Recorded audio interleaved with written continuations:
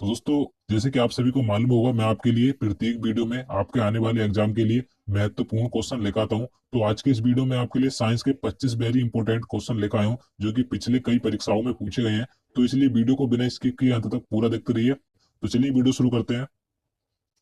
तो आज का हमारा पहला क्वेश्चन है, मानव शरीर में कुल कितनी हड्डियां होती हैं। देखिए, काफी आसान क्वेश्चन है, आप सभी को पता भी होगा।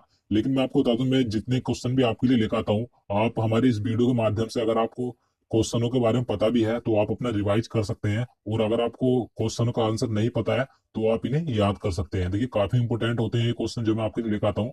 तो यहाँ पर इसका राइट आंसर ऑप्शन बी हो जाएगा 206। मानव शरीर में कुल 206 हड्डियां होती हैं। नेक्स्ट क्वेश्चन देखते हैं। नवजात शिशु में हड्डियों की संख्या लगभग कितनी होती है। देखिए, ये दूसरा क्वेश्चन भी काफी इंपोर्टेंट है, क्योंकि ये रेलवे ग्रुप डी और रेलवे एएलपी एग्जाम में 2 से 3 बार पूछा जा चुका है। तो आपको ध्यान रखना है कि नवजात शिशु में हड्डियों की संख्या लगभग कितनी होती है।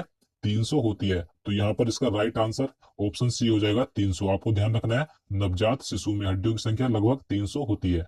नेक्स्ट क्वेश्चन देखते हैं। मनुष्य के शरीर में पसलियों के कितने जोड़े होते हैं। देखिए, यहाँ पर क्वेश्चन में पूछा गया है कि मनुष्य के शरीर में जो पसलियां होती हैं वे कितने जोड़ी होती हैं। तो अगर आपको इसका आंसर पता है तो आप अपना आंसर लगा सकते हैं। तो यहाँ पर इसका राइट आंसर ऑप्शन ए हो जाएगा, 12 जोड़ी पसलियां होती है मनुष्य के शरीर में। तो आपको ध्यान रखना है।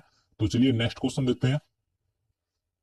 शरीर की सर्वाधिक प्रबल अस्थि होती है। देखिए, इस क्वेश्चन में आपको बताना है कि जो शरीर की सबसे मजबूत हड्डी या अस्थि कौन सी होती है। तो ये क्वेश्चन भी काफी इंपोर्टेंट है, अगर आपको पता है तो आप इसका भी आंसर लगा सकते हैं। तो इसका राइट आंसर ऑप्शन बी हो जाएगा, जबड़े में। जबड़े में शरीर की सर्वाधिक मजबूत हड्डी होती है।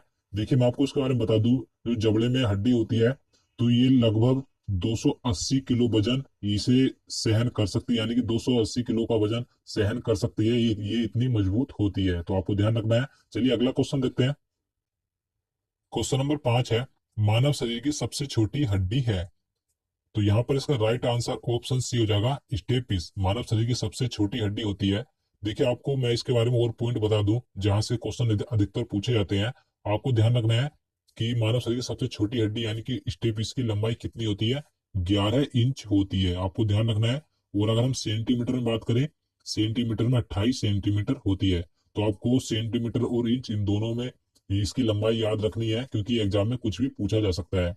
और देखिए, अगर अगर हम इसकी बात करें कि ये हड्डी कहाँ पाई जाती है, तो आपको पता होगा ये हड्डी कान में पाई जाती है।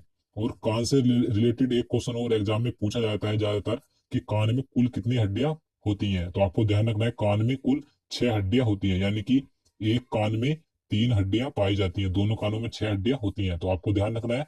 चलिए नेक्स्ट क्वेश्चन देखते हैं। मानव शरीर की सबसे लंबी हड्डी है। अगर आपको इसका आंसर पता है तो आप इसका भी आंसर लगा सकते हैं। तो इसका राइट आंसर ऑप्शन डी हो जाएगा, फीमर। मानव शरीर की सबसे लंबी हड्डी होती है। और अगर हम बात करें कि ये हड्डी कहाँ पाई जाती है, तो जांग में ये हड्डी पाई जाती है। आपको ध्यान रखना है। चलिए नेक्स्ट क्वेश्चन देखते हैं। ह्यूमरस अस्थि कहाँ पाई जाती है। आपको बताना है कि ये जो अस्थि हड्डी होती है ह्यूमरस, ये मानव शरीर के किस अंग में पाई जाती है। तो यहाँ पर इसका राइट आंसर ऑप्शन सी हो जाएगा, ऊपरी भुजा। देखिए, जो हाथ होता है तो हाथ की जो ऊपरी भुजा होती है वहां पर ह्यूमरस अस्थि पाई जाती है। अगला क्वेश्चन देखते हैं। टीबिया नामक हड्डी किसमें पाई जाती है। तो इसका राइट आंसर ऑप्शन बी हो जाएगा, टांग। टांग में पाई जाती है टीबिया नामक हड्डी। आपको ध्यान रखना है। चलिए अगला क्वेश्चन देखते हैं। क्वेश्चन नंबर 9 है, धातु तथा हड्डियों में पाए जाने वाला तत्व है। आपको 4 ऑप्शन दिए गए हैं, अगर आपको इसका आंसर पता है तो आप अपना आंसर लगा सकते हैं। तो इसका राइट आंसर ऑप्शन सी हो जाएगा, कैल्शियम व फास्फोरस दांतों तथा हड्डियों में पाया जाता है। ये वेरी इंपॉर्टेंट है, ये क्वेश्चन कई बार एग्जाम में पूछा गया है, तो आपको ध्यान रखना है। चलिए नेक्स्ट क्वेश्चन देखते हैं। वृद्धावस्था में मनुष्य की हड्डियां क्यों कमजोर हो जाती हैं। यानी कि बुढ़ापा आने पर मानव शरीर की सभी हड्डियां कमजोर पड़ जाती हैं। तो इसका रीजन बताना है किस कारण से हो जाती हैं।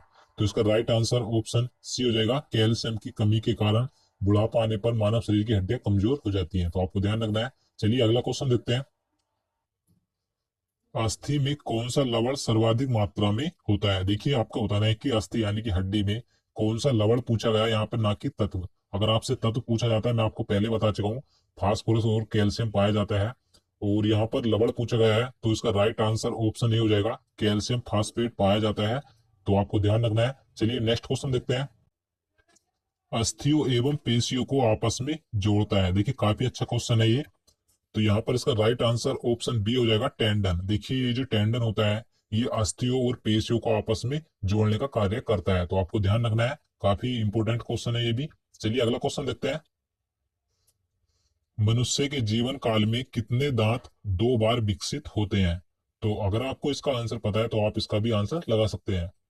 तो इसका राइट आंसर ऑप्शन बी हो जाए, सॉरी सी हो जाएगा, 20। 20 दांत मनुष्य के जीवन में 2 बार विकसित होते हैं, यानी कि 2 बार जमते हैं। तो आपको ध्यान रखना है। चलिए अगला क्वेश्चन देखते हैं।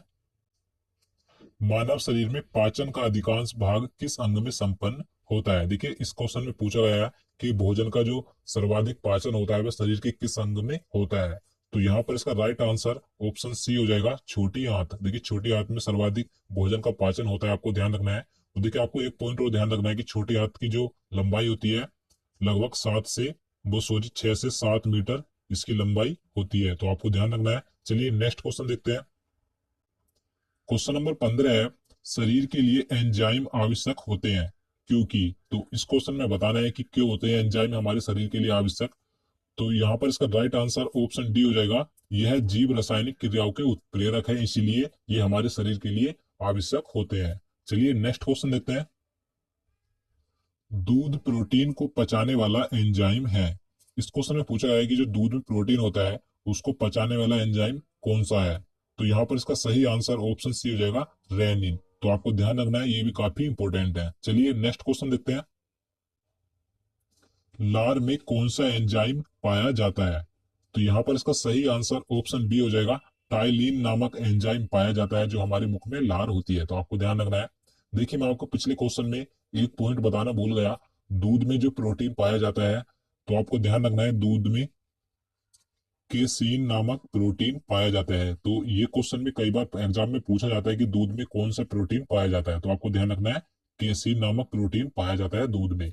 चलिए अगला क्वेश्चन देखते हैं। क्वेश्चन नंबर 18 है, लार किसके पाचन में सहायक होती है? तो ये स्टार्च के पाचन में सहायक होती है, तो इसलिए यहाँ पर इसका सही आंसर ऑप्शन बी हो जाएगा, स्टार्च। अगला क्वेश्चन देखते हैं। पित्त निम्न में से किसके द्वारा पैदा किया जाता है? देखिए ये क्वेश्चन कई बार एग्जाम में पूछा जाता है और आपसे आने वाले एग्जाम में कभी भी पूछा जा सकता है। तो यहाँ पर पूछा गया है कि पित्त किसके द्वारा पैदा किया जाता है या पित्त कहाँ से स्त्रावित होता है। तो इस प्रकार के दो क्वेश्चन पूछे जाते हैं, स्त्रावित भी पूछ लिया जाता है। तो आपको ध्यान रखना है कहाँ से स्त्रावित होता है, ये यकृत से स्त्रावित होता है, यानी कि यकृत से पैदा होता है। तो आपको ध्यान रखना है। तो अगला क्वेश्चन देखते हैं। पित्त जमा कहाँ होता है? देखिए इससे पहले क्वेश्चन में हमने बात की थी कि पित्त कहाँ से स्त्रावित या पैदा होता है।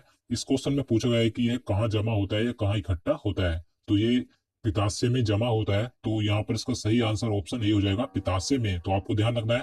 तो अगला क्वेश्चन देखते हैं।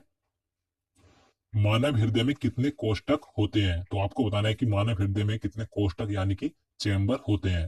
तो 4 चैम्बर होते हैं, तो यहाँ पर इसका सही आंसर ऑप्शन सी हो जाएगा, 4। अगला क्वेश्चन देखते हैं।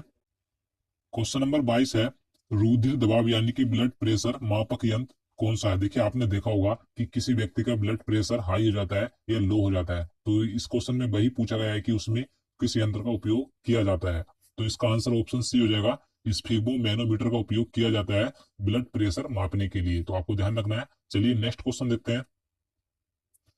दौड़ लगाते समय मनुष्य का रक्तचाप, इस क्वेश्चन में बताना है कि दौड़ लगाते या दौड़ते समय मनुष्य के रक्तचाप में क्या परिवर्तन होता है। तो रक्तचाप हमेशा बढ़ जाता है दौड़ते समय, तो इसलिए यहाँ पर इसका सही आंसर ऑप्शन ए हो जाएगा, बढ़ जाता है। नेक्स्ट क्वेश्चन है, मानव शरीर का रक्त बैंक यानी कि ब्लड बैंक किसे कहा जाता है? तो यहाँ पर इसका सही आंसर ऑप्शन ए हो जाएगा, प्लीहा, यानी तिल्ली भी बोला जाता है। आपको ये दोनों नाम ध्यान रखने हैं, आपसे एग्जाम में प्लीहा ना देकर आपको तिल्ली भी दे सकता है, तो इसलिए आपको दोनों नाम याद रखने हैं, प्लीहा या तिल्ली को मानव शरीर का रक्त बैंक या ब्लड बैंक कहा जाता है। नेक्स्ट क्वेश्चन देखते हैं। रक्त का लाल रंग निम्न में से किसके कारण होता है? आपको बताना है कि रक्त यानी कि ब्लड का लाल रंग किसके कारण होता है। तो इसका सही आंसर ऑप्शन बी हो जाएगा, हीमोग्लोबिन के कारण हमारे शरीर में रक्त का लाल रंग होता है। तो चलिए दोस्तों आज के लिए इतना ही। उम्मीद करता हूँ आपको वीडियो पसंद आया होगा। अगर आपको वीडियो पसंद आया हो तो वीडियो को लाइक कर देना और चैनल को भी सब्सक्राइब कर लेना, साथ ही वीडियो को ज्यादा से ज्यादा शेयर भी करना। तो चलिए मिलते हैं नेक्स्ट वीडियो में, तब तक के लिए नमस्कार।